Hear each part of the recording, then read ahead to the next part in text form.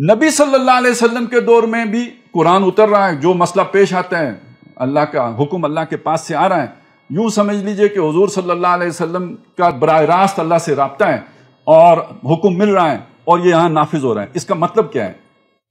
اللہ تعالیٰ اپنا قانون نافذ کرنے کے لیے خود آ کے براہ راست حکم نہیں لگاتا، جیسے کہ بعض لوگوں کی خواہش تھی۔ وَقَالَ الَّذِينَ لَا يَعْلَمُونَ لَوْلَا يَأْتِينَا بِآيَةٍ، ہمارے سامنے کوئی نشانی کیوں نہیں آتی، اور دوسری جگہ کہ ہمارے سامنے اللہ ہی کیوں نہیں آ جاتا ہے؟ تو اللہ زمین پہ نہیں آتا، وہ بھیجتا ہے اپنا رسول۔ یہ جسے رسول بنا کے بھیجتا ہے یہ ہوتا ہے اللہ کا فرستادہ، اللہ کا اپوائنٹڈ، اللہ کا مامور، جس کو اللہ نے مامور اپوائنٹ کیا ہوتا ہے۔ مامور کرنے کا مطلب جیسے اسٹیٹ کسی ڈی سی کو اپوائنٹ کرتی ہے، جیسے حکم تو اسٹیٹ کا ہے لیکن اسے نافذ کوئی تھانے دار کر رہا ہوتا ہے، وہ تھانے دار بناتا کون ہے؟ اسٹیٹ بنائے گی۔ میں لگا دوں تو بغاوت ہو جائے گی، متعلقہ آدمی لگائے گا تو وہ اسٹیٹ کا نمائندہ بنے گا۔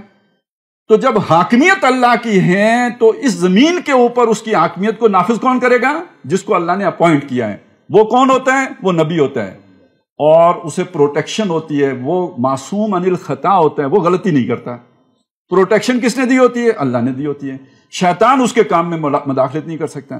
اب جس آدمی میں دو باتیں جمع ہو جائیں، اللہ نے اسے اپوائنٹ کیا ہو اور اس کے کام میں شیطان مداخلت نہ کر سکتا ہو، وہ غلطی سے پاک ہو، باقی جو اللہ کی مخلوق ہے اسے کیا کرنا ہوگا؟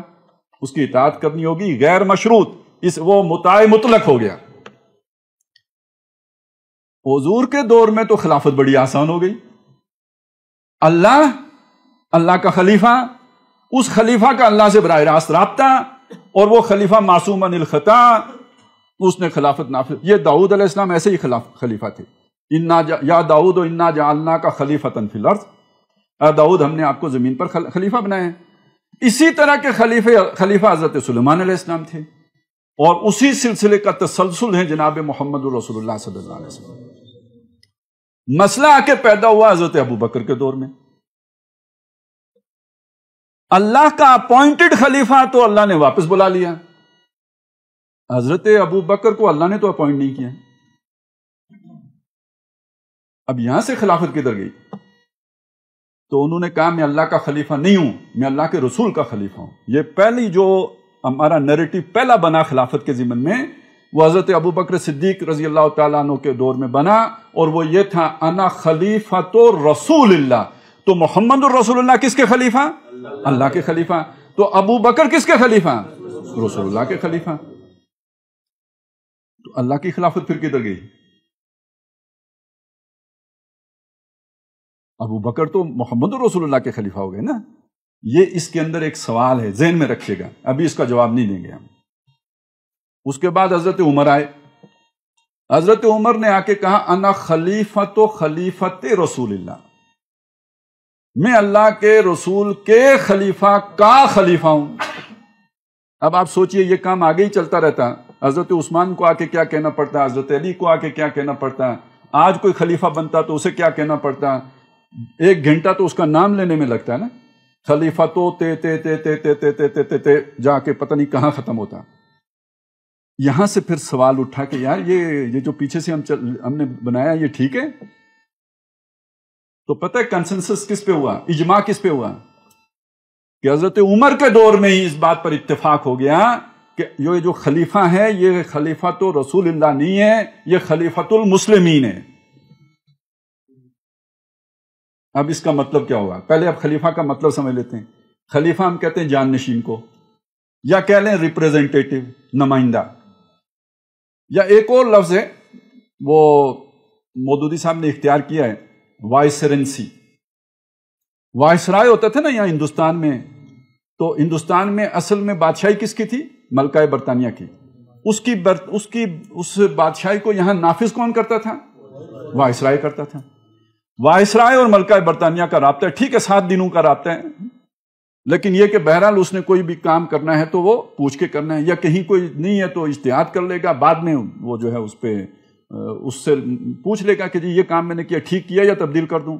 یہی ہوتا تھا نا جو ہندوستان میں وائسرنسی ہوتی تھی۔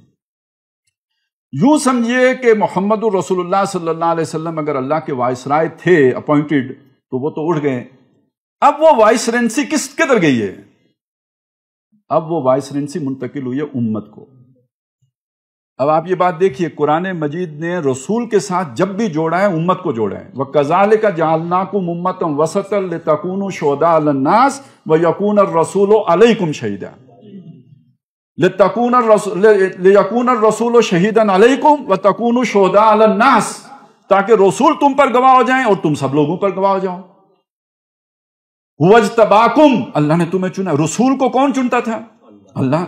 اس امت کو کس نے چنا؟ وَاجْتَبَاكُمْ، اس نے تمہیں چنا. رسول مصطفیٰ ہے، چنا ہوا. اجتباء کا لفظ بھی آتا ہے، مصطفیٰ کا بھی آتا ہے.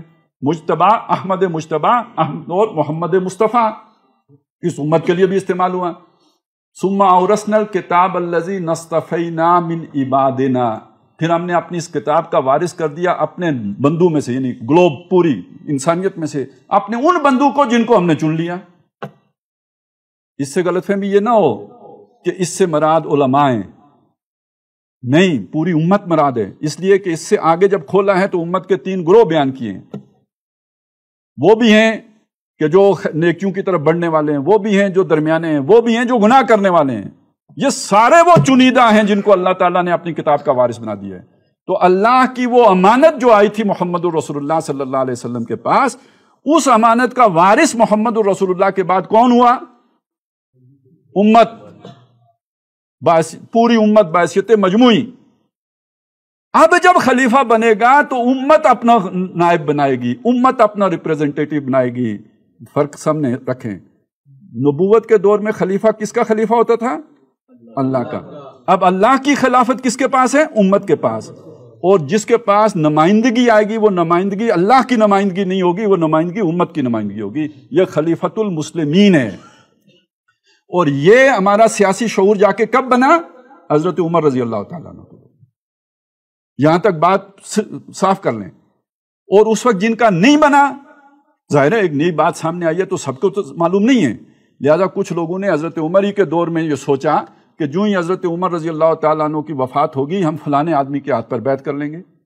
کچھ لوگوں نے سوچا، ایک جتھے نے سوچا، ایک لابی نے سوچا.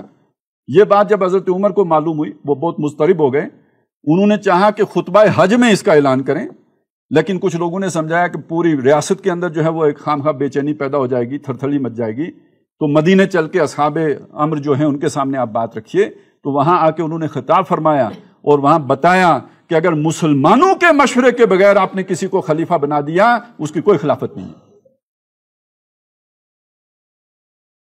ٹھیک ہو گیا جی، بات واضح ہو گئی. یہ ہمارا ایک توحید کے ساتھ خلافت کی جو ایک جوڑ ہے اس میں ایک نئی ڈائمنشن کا اضافہ ہو گیا کہ حاکم اللہ ہے، انسانوں کے لیے خلافت ہے، لیکن انسانوں کی یہ خلافت اب منتقل ہوگی کس کو؟